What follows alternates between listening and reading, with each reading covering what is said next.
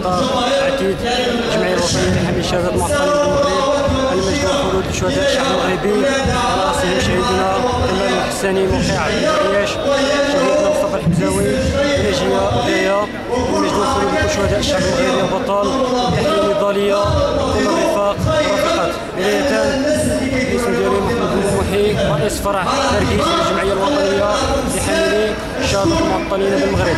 فبعد النزله الشرسه اللي قام بها هاد المسؤولين على الصعيد الوطني خاصه على المستوى الاقليمي، النزله الاولى كانت باختيار رفيقنا شهيد حركه المعطلين كمال الحساني، وكذلك من خلاله تم متابعه ايضا رفيقنا عبد الحليم القالي لمفاجاه يوم الاحد اعتقد 13 نوفمبر على الساعه 5:30 استدعاء من طرف الشرطه القضائيه بالمدينه مدينه تركيز بعد واحد الوقفه احتجاجيه شفنا فيها موقف الجمعيه الوطنيه ككل من الانتخابات التشريعيه اللي كانوا يزعموا هاد المسؤولين على الصعيد الوطني انهم غادي يقوموا بها. مفاجئ بهذا الناس يعيطوا لي الحضور من اجل الادلاء باقوالي في محضر رسمي عن طريق الشرطه القضائيه بالمدينه. طبعا لبيت النداء مشيت استدعوني، كانت مجموعه من الاسئله، مجموعه من التهم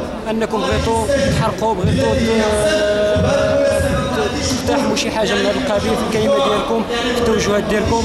طبعا انا كرفيق ديال الجمعيه وكرئيس ديال الفرع المحلي وتحملا مني مسؤوليه يعني قلت لهم بالحرف الواحد ان الموقف ديال الجمعيه الوطنيه واضح من الانتخابات هو موقف ديال الرفض. كما قلت لهم كذلك اننا حنايا لسنا بارهابيين ولا مشاغبين، وليس الهدف ديالنا هو انه نحرقوا المدينه، لان المدينه ديال تركيز هي مدينتنا، وحنا عندنا غير اكثر من هاد المسؤولين اللي كاينين فيها على هذه المدينه، لكن الهدف ديالنا هو الشغل والتنظيم والعيش في هذا الوطن الكريم. طبعا تم استدعائي من طرف النيابه العامه يوم الاثنين اعتقد 14 من نوفمبر قدام الوكيل العام للملك في المحكمه الابتدائيه. طبعا نفس الاسئله، نفس التهم موجهه، ونفس الكلام كان من طرفي.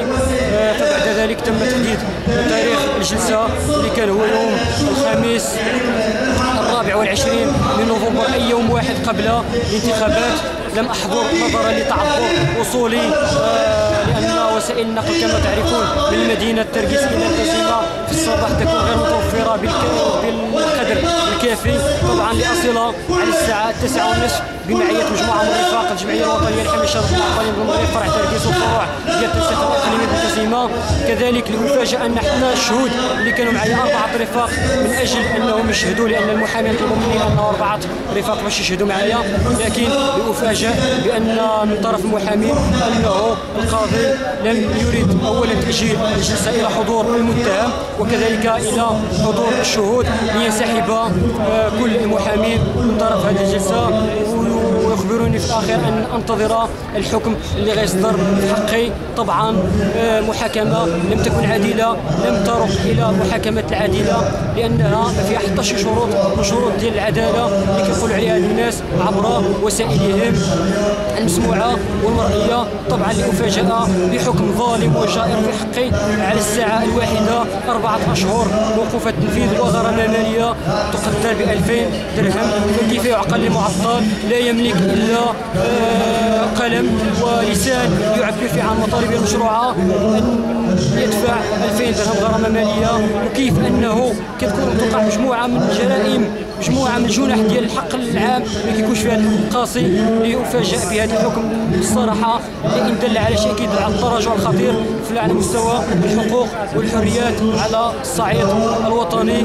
وفي الاخير احيي موقع ريفنو على هذه المقابله، واحيي الرفاق وتحيه نضاليه لكم ودمتم للنظام. تحيه لكل الشهداء الجمعيه الوطنيه وشهداء الشعب المغربي البطل، وشكرا.